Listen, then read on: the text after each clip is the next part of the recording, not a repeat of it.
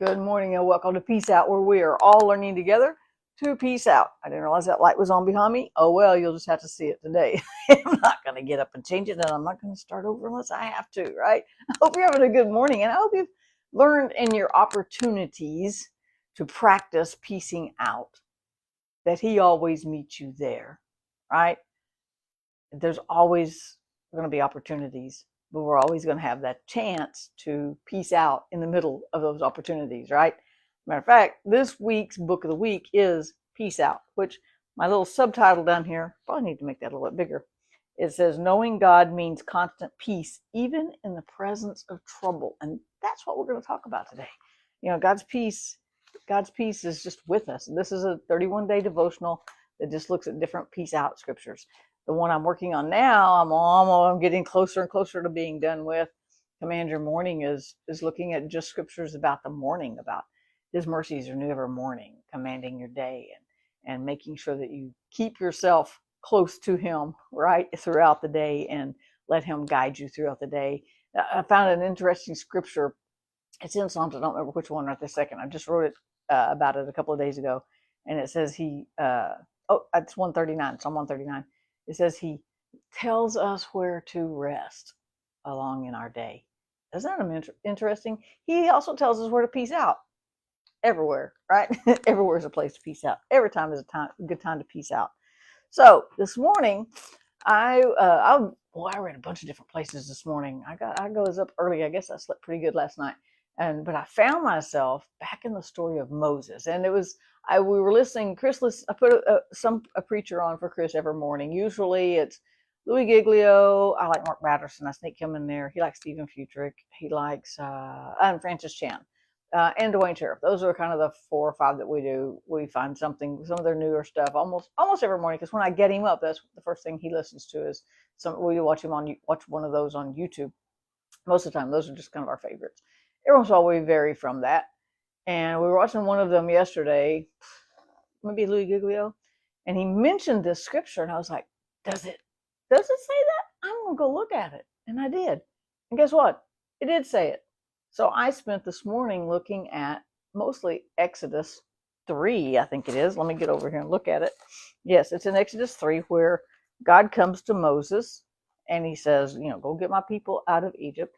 And he made this statement because Moses is like, who am I to go stand before Pharaoh? Why are you sending me? Why are you doing this to me, God? Have you ever asked that? I've asked that. I've honestly asked that. What are you doing, God? Or why are you doing this to me? Why is this happening? Lots of different questions. And he's like, why are you picking on me? I mean, choosing me to go talk to Pharaoh. And he said, who am I? He said, how can you expect me to lead the Israelites out of Egypt? Come on, that's fair. That's a fair question, right? How can you expect me to do this? This is so much bigger than I could have ever imagined. He's like arguing.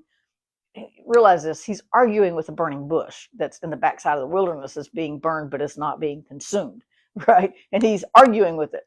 I'm not sure I would be arguing with it, but I might be saying some of those things in my head, like, what is going on, right? But he's sitting here talking to God, but then God answered him and said, I will be with you. So he's saying, I want you to go get my people. I will be with you. That still wasn't enough for Moses. He's going to argue for a whole nother chapter and a half or so, at least the rest of this chapter, right?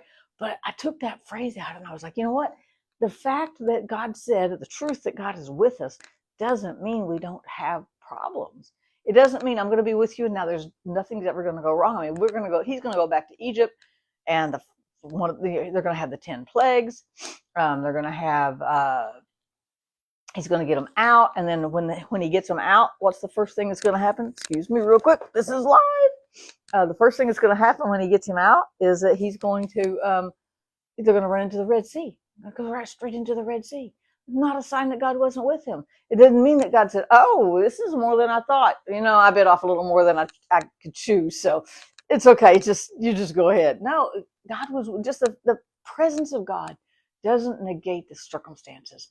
But what it does do is give us peace in the middle of the circumstances. Jesus was asleep in the boat with the disciples when they ran into the storm. They had to wake him up. Jesus, wake up. There's a bad storm. Don't you care that we're dying here? The storm didn't go, oh, Jesus is in the boat. No storm today, guys. Jesus is in the boat. No, the storm came anyway.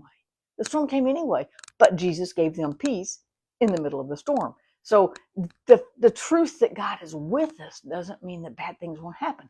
It doesn't mean that we won't face difficult circumstances. It doesn't mean that a day won't be filled with trials and temptations and tribulations and struggles and arguments and how am I going to get by and questions and things like that.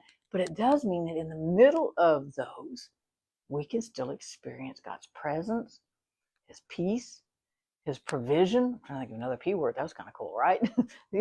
But he's with us in the middle of those struggles. It doesn't keep them from happening.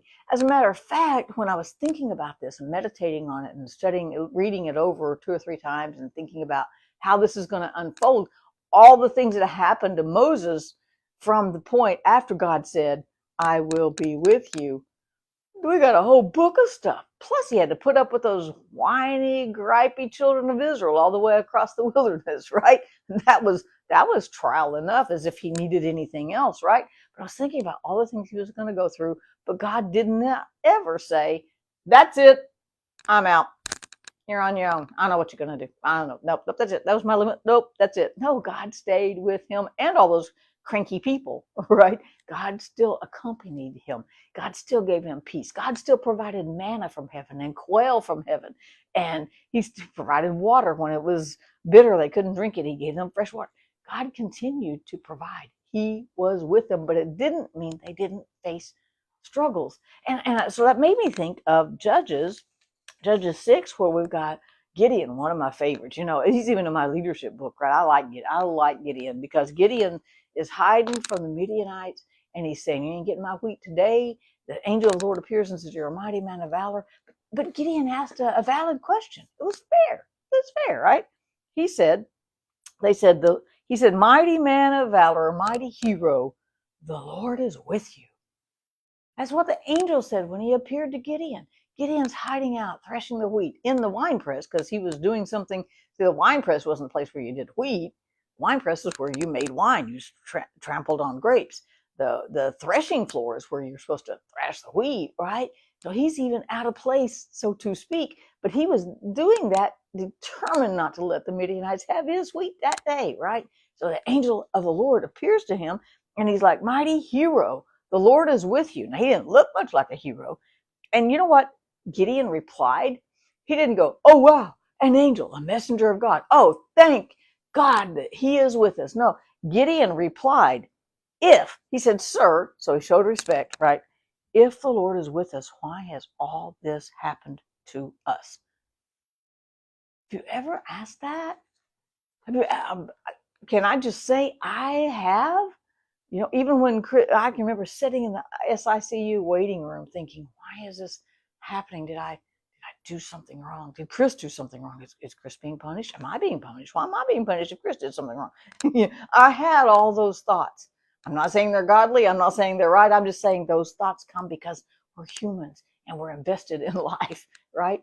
And so Gideon first thing he did was ask a question. If God is with us, why does all this happen? And sometimes we think because things happen, God's not with us, but God is still with us. He may not stop those things from happening, just like the storm that came. Jesus didn't stop the storm from happening, but he gave them peace in the middle of the storm, and then he stops the storm. He protected them. And remember that God doesn't always protect our body. Ooh, that's a mess up some theology, but he does protect our soul. Nothing can get to your soul. You might trip on a step and break a leg. I fell out of a tree and broke my arm. I wouldn't let anybody say it that way. The branch broke. Okay, I didn't fall out of the tree. The branch broke and broke my arm. Why? Because I fell out of the tree and my arm landed on the branch on the ground and it snapped my arm, right? Those things happen. God doesn't always keep those things from happening, right? But when those things happen, he doesn't back up and leave. He doesn't go, oh, you're going through some really stuff. Call me when you're done. Call me when you get through this. Say, I'll be back in a little bit. I don't do storms. I don't do car wrecks. I don't do cancer. I don't do fill in the blank with whatever you may be facing today. God never says that. He will continue to say, I am with you. That doesn't mean bad things won't happen. It doesn't mean that there won't be some difficult stuff. it does mean that he'll be right there with you, right in the middle of it, leading you, guiding you across Red Seas, past Pharaoh's armies, right? And making the bitter waters of life sweet, giving us the cross. The tree put in that bitter water was the sign of the cross is going to make your life sweet again, right? God will always have an answer for us in the middle of it, but he will always be with us. I love that about God, and that's why I can peace out. So peace out today. God's with you, and he's got you. And I'll see you again tomorrow.